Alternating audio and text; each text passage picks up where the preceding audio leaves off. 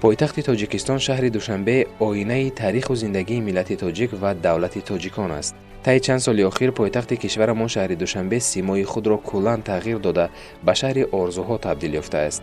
در آسیای مرکزی و بیرون از آن دوشنبه همچون جوانترین شهر زیبا، آباد و آسوده معرفی گشته و مرکز برگزاری سیمپوزیوم، کنفرانس و همایش‌های سطح بلند بین‌المللی مبدل گشته است.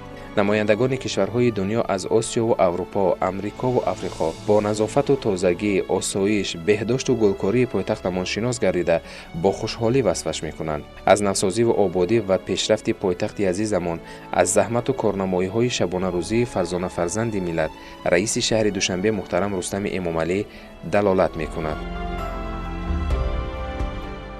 باغ فردوسی شهر دوشنبه یکی از موضع‌های دلفریب و زیبای کشور است که امروز مکان تماشای خرد و بزرگ این سرزمین بهشت‌آسا و مهمانان خارجی گردیده است. راستی گپ من وقتی که اینستیتوت هنرهای زیبایی به نام استاد میرزا ترسن‌زاده تحصیل می‌کردم، در همین باغ بسیار گشتگذار می‌کردم، برای که دانشگاه در برای همین باغ وجود دارد. آن وقتی که این باغ بود فقط جنگلزار بود، یگانه یک میدان راست داشت که ما همینجا گشت و گذار میکنیم با دانشجویان. امروز بعد چندین سال راست که من بسیار میگذاشتم، من خیلی قریب ثبتای تلویزیونی می اومدیم، خانه رادیو می اومدیم، ثبتای سرود بسیار میگذاشتیم، لیکن یا وقت نشد یا خیلی که امروز با امر تصادف که امروز ما اینو دعوت کردن در همین خیلی باغی که ما هستیم، راست که من در گوشه که سفر هنری داشتم همین خیلی باغ زیبا ندیده بودم. این قصر سبز، این قصر زیبا، زبان عاجز است برای تعریف این باغ. وقتی که از ناحیه شهر آمده شده بودیم، از دروازه درون در آمدیم، حاضر وقت بگوییم خصوصا شهر دوشنبه را یک تصور کردن ممکن، یک جای چی گفتن ممکن استراحت، یک جای گوییم فرهنگی، هر یکی ما شکرانه دولت کنیم. استقلالیت به ما چی داده است؟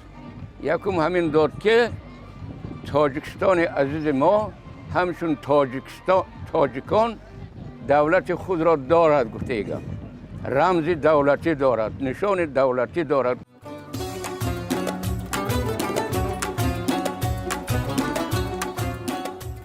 در اساس این نقشه چاره‌بینی‌های دستگاه اجرایی پرزیدنت جمهوری تاجیکستان با اشتراک رهبریت مقامات اجرایی حکومت دولتی ناحیه 5 ولایت ختلان و ناحیه فردوسی شهر دوشنبه در باغ فرهنگی و فراغتی به نام ابوالقاسم فردوسی پایتخت نمایش فروش محصولات کشاورزی ناحیه 5 برگزار گردید.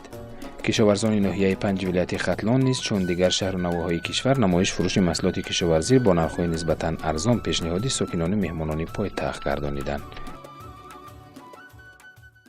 کشاورزان ناحیه 5 سال جاری در میدان 14515 گیتار کشتی زراعت گذراندند که از آن جمله کشتی غله‌دانگی در میدان 5325 گیتار، کشتی سبزیجات در میدان 710 گیتار، کشتی زراعت‌های پولیزی 350 گیتار، 6700 گیتار کشتی پنبه‌دانه گذراندگی و در میدان 668 گیتار زراعت‌های خوراکچوارا گذراندگی‌اند که نشونامه‌ی زراعت‌ها در حالت خوبی اگرотехніکی قرار دارند.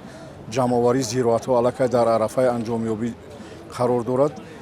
امسال زیاده از 24000 تن غله‌دانگی استحصال شده است که در زمین‌های آبی 45 عدد سنتنری را تشکیل می‌کند و طبق نقشه چاره‌بینی امروز ما با بازارهای شهر دوشنبه برای نرخ و پس کردن محصولات کشاورزی وارد کردگیم که در بازاری عموما در بازارهای داخلی شهر دوشنبه پیشکش ساکنان جمهوری کرده است. امروز ما شاهد فروش محصولات کشاورزی مهنتکشان ناحیه 5 قرار داریم.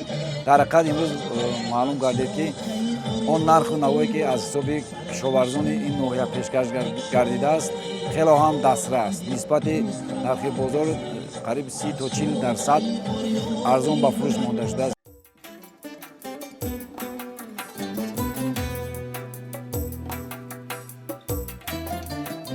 дар чорабинӣ ҳамчунин намоиш ва фурӯши маҳсулоти доруворӣ ки аз гулу гиёҳҳои ин сарзамин таҳия гардидаанд пешкаш гардид. Дар тамоми давру замонҳо инсоният ба маводҳои дармонбахш барои табобати маризон ниёзманд буданд ва ҳастанд. Мардуми тоҷик низ дар давраҳои қадим барои нигоҳ доштани саломатии худ аз воситаҳои гуногуни табобатӣ истифода мебурданд. бахусус барои муолиҷа аз гиёҳҳои кишвар ки аксарияти онҳо шифобахшанд истифода мебурданд. ин амал имрӯз низ дар тибби халқӣ вуҷуд дорад. имрӯз мо дар фурӯши намоиши маҳсулотҳои кишоварзӣ инчунин аз алафҳои шифоие ки дар ҳудуди Тоҷикистон нашонамо меёбанд дидан кардем. дар ҳақиқат ба ҳамагон маълум аст ки яке аз Тоҷикистон худ биҳишти рӯи замин аст, чунки дар ин ҷо зиёда аз 1500 растаниҳои шифоӣ мавҷуд аст ки мо ҳамагӣ 10% онро аллакай дар соҳаи фарматсия истифода бурда истодем. масалан дар қисмати кӯҳӣ ва назди кӯҳӣ ки дар ноҳияи панҷ мо чанд бор дида будем, дар он ҷо яке аз растании шифоӣ бо номи испан ё ҳазор испан мегӯянд, дар ҳақиқат хуб нашонамо меёбад ва хусусиятҳои шифоӣ дорад. тибқи абу али ибни сино яке аз маъруфтарин олими мо, албатта испан ба ҳазор дард даво аст. аз ин ҳисоб мо метавонем ки растаниҳои шифоӣ ки дар ҳудуди ноҳияҳое ки назди кӯҳӣ доранд ё кӯҳӣ доранд, албатта онро тарзи дуруст истифодабарии онро ба мардум тавсия диҳем. ва дар ин ҷо албатта мо харидорӣ намудем ба монанди хоб чойкаҳак ё ки заргулак ном дорад, бисёр хусусиятҳои шифоӣ дорад.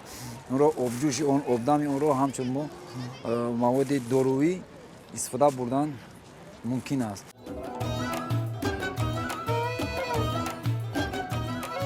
ҳар як ҳунарманде ки бо меҳмонон ҳамсӯҳбат мегардид аз раванди кори хеш маълумоти муфассал дода, намунаи дастранҷашро ҳамчун масъули заҳматаш муаррифӣ менамуд. пешаи аз ҳама густурдаву ташаккулёфта ва серталаби мардуми тоҷик санъати чӯбкорӣ мебошад ва Сафар Шоев беш аз 50 нав маҳсули дасти худро ки эҷод шудаанд ба намоиш гузошт.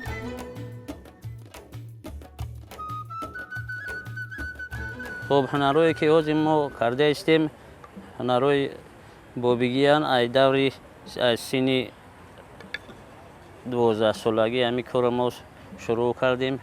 баъзе чизоша аз падарамон ёд гирифтем.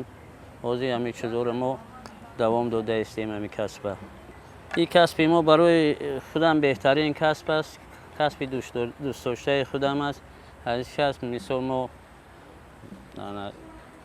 ба мезоҷоно чизои даркориро ёфта медиҳем, соз мекунем, метем. аз ин касб мо баракат ёфта истем. кавлезчоҳои бобигӣ ё ки кавлез сабзи майдакунакҳо, кавлезҳои калон, корчҳои отала росткун, боло дар дутор бо кӯрчак, шохҳои чӯбӣ, ҳар намуд чизоро мо тиёр карда истем. воқеан ҳам ҳар як офаридаи Сафар Шоев на танҳо мазмун ва муҳтавои хоси худро дорад, балки олами зебоиро бо dastoни мӯъҷизаофараш таҷассум намудааст, ки бо як дидан дили тамошобинро тасхир мекунад.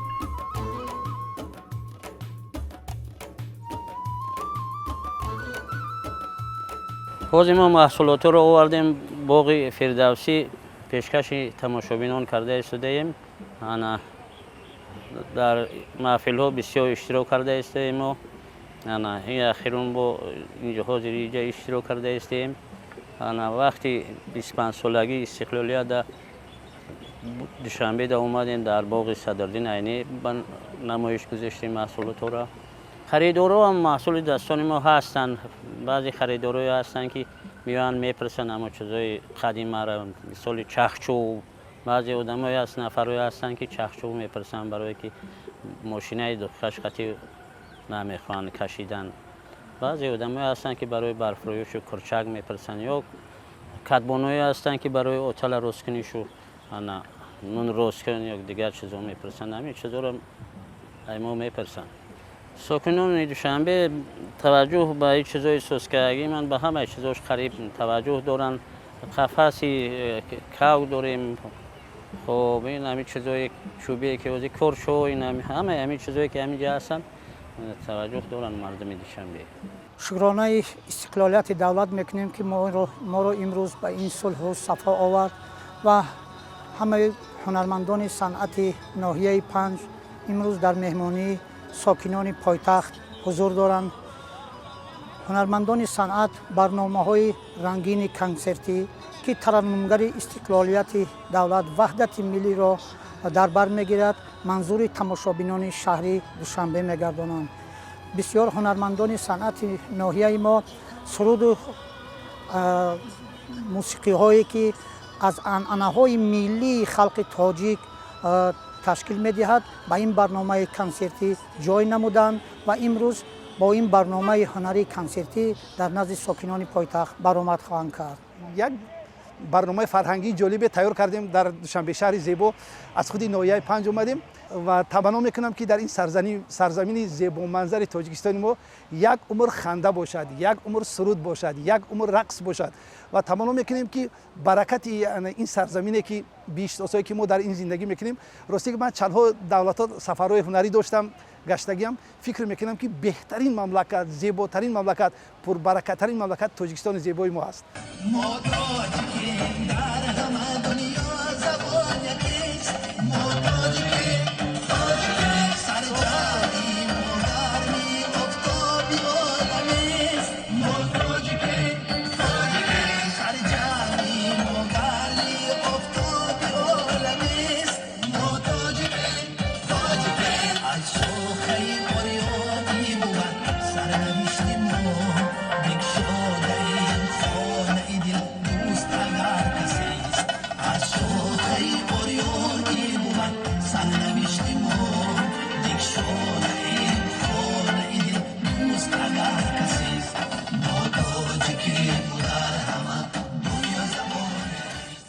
با فکرم این همش تربیوی است، چون که جوانا بیهوده راهگردی نکنن، بیهوده کوچه‌گردی نکنن، بیهوده وقتی خود را صرف نکنن. برای همون این چهاربینی ها بسیار فایده‌ناک است، چون که از یک چیز خاصی یاد بگیرن، از یک صنعتکار، از یک مردمی که شاعر هستند، مردمی که صنعتکار هستند، مردمی که میل خواهش مثال وای را دارند یاد گرفتنشان در کار. بسیار خوب میشد که یا شما بسیارتر به همین خیلی چهاربینی ها اشتراک نمایند. از ناحیه ها آمده دین من ناحیه جیهون برآمد کرد. ما بسیار تماشا کردیم، شاد شدیم. با امروز ناحیه 5 مرا برآمد میکند.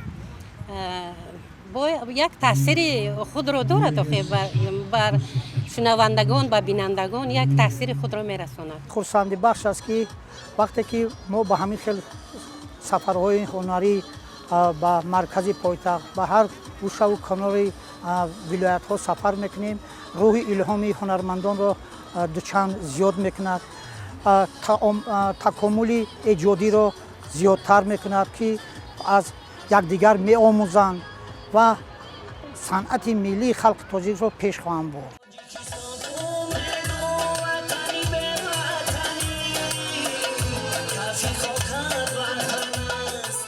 برنامه جالب و پرشکوه فرهنگی را که از شعر و ترانه در وصف وطن، استقلال، وحدت و زیبایی‌های دیار عبارت بود، پیشکشی ساکنان پایتخت گردانیدند.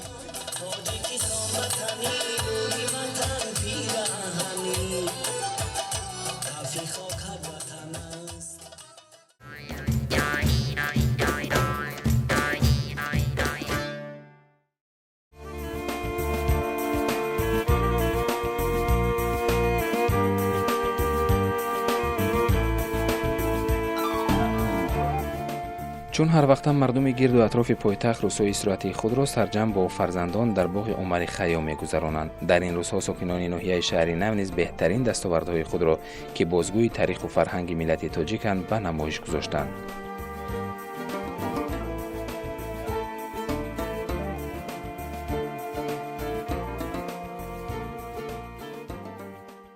امروز ساکنان ناحیه شهر نو نمایش، فروش محصولات‌های کشاورزی، هنرهای مردمی، طعام‌های ملی و برنامه‌های فرهنگی و ادبی ناحیه را بهر مهمانان و ساکنان پایتخت پیشکش نموده ایستادند.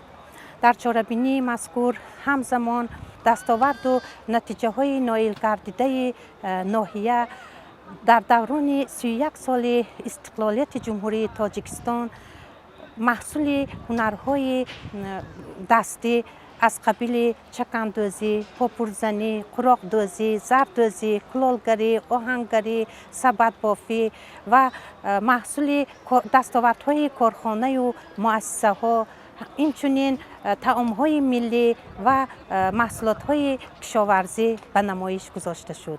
ما همه عضوها همه یک عائله تاجیکستان و من بسیار خرسندم که همین خیر روزا تیز گذشته است. از دیگر ناحیه‌ها آمده عبرت گیرند، بینند، ارزانی می شود. من اینقدر موز میوه و دیگر مجلی چایده گوشت و کارتوشکایی که میشه محصولات آب آوردن، این نان بینه یک سطح نان. باور کنید این از سری پوری می شود. یعنی که هر این معرکه‌ای که میگذرد ما همین پزمان همین روزها بودیم و امروز هم با یک بار دیگه میگم که عیدشان مبارک، عید همه ما مبارک. این عید من است. من فخر میکنم که امروز مردم من، خلق من با پیشوازی تاجیکستانیان، با پیشوازی خلق خودش، ملت خودش برآمده محصولات خودش را پیشنهاد نموده است و من خرسند هستم که امروز در این عید اشتراک دارم و بهترین هنرمندها را دیدم و آن شخصایی که امروز در خدمت خلق، در خدمت مردم بودند. باور کنید من عالم گوشت گرفتم و خرسند شدم و خرسندی من حد و کنار ندارد که یک مهر و محبت، یک دوست داشتن، یک غمخواری نسبت یکدیگر، همین روز در همین روز عید من این را حس کردم. مردم خرسند بودند. در حقیقت عید حقیقی بود. اینقدر خوراک‌های بالازت پختند ولی دیگرها هم بسیار تعریف و توصیف کردند که همه طرفه امروز مهمانداری ها به درجه عالیش بود. مبارک شود. هنرمندان چیره‌دست این ناحیه در یک گوشه باغ نمونه هنرهای خود را نمایش دادند. باعث ذکر است که در دایره تطبیق برنامه‌های دولتی و تدبیرهای حکومت جمهوری تاجیکستان هنرهای مردمی در ناحیه شهری نو نیز رشد نموده. امروزها زنان و بانوان ناحیه با هنر و مهارت دوزندگی و پزندگی شناخته می‌شوند. در نمایش ساکنان ناحیه شهری نو تمام نمود محصولات هنرهای مردمی را سر از گلدوزی و چکندوزی تا به طعام‌های ملی، درودگری و سبدبافی و غیره پیشنهادی حاضرین گردانیده شد.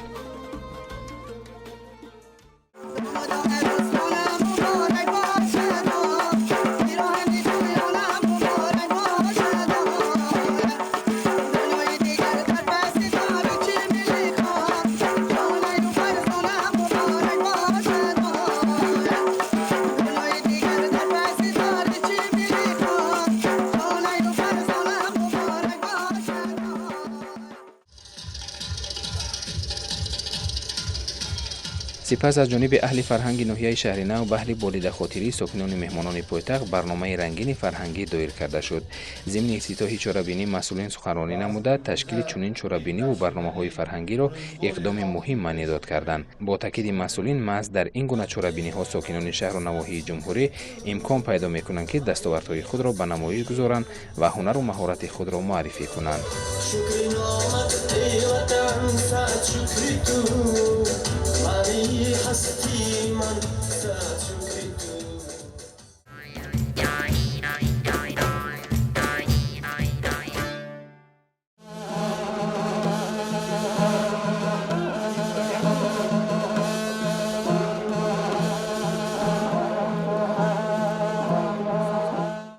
خوش آمده مهمانان گرامی به ایدگاه ناحیه اسپیتمن ولایت سوق.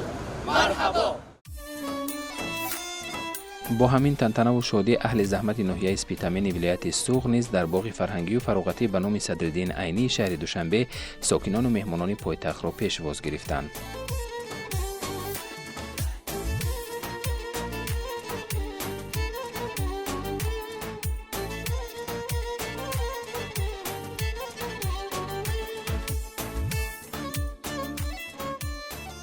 نمایش فروش محصولات کشاورزی، هنرهای مردمی، طعام‌های ملی و برنامه‌های فرهنگی و فراغتی ناحیه اسپیتمن جالب و دیدنی بود.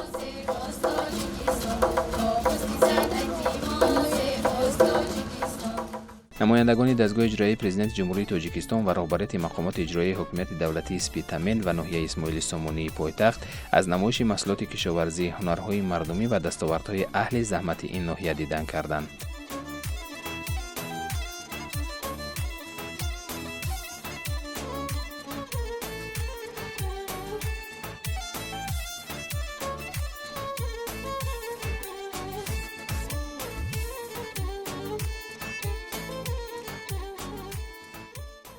طبق معلومات اهل زحمت ناحیه اسپیتامن با استفاده از امکانات و شرایط موجوده همسالا نزدیک 40 نوع محصولات کشاورزی را پرورش میکنند و در تامین ساکنان با محصولات وطنی از لحاظ اکولوژی تازه سهم میگذارند.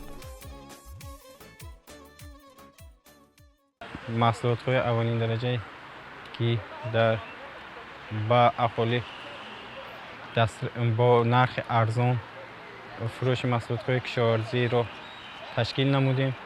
ما در این روز کارتوشکا، نمودهای سبزی، کارتوشکا، پیاز، سبزی و تربوز و خربوزه، ارد، تخم برآورده ایستادیم و از بازار نیز و مردم شهر دوشنبه ارزان دسترس کرده ایستادیم. هنرمندان ناحیه اسپیتامن نیز با ذوق بلند در نمایش هنرهای مردمی شرکت نموده استعداد و هنر خود را پیشنهاد ساکنان پایتخت گردانیدند. اهالی ناحیه مخصوصا زنان و بانوان پرهنر آن در گوشه‌های علاهیده نمونه هنرهای دستی، رسامی، نان و خوراک‌های ملی و غیره را نمایش دادند. از این نمایش زیبا معلوم گردید که در ناحیه اسپیتامن بر رشد هنرهای مردمی توجه خاص ظاهر گردیده، عنعنه و رسم و آیین‌های ملی دوباره احیا می‌گردند.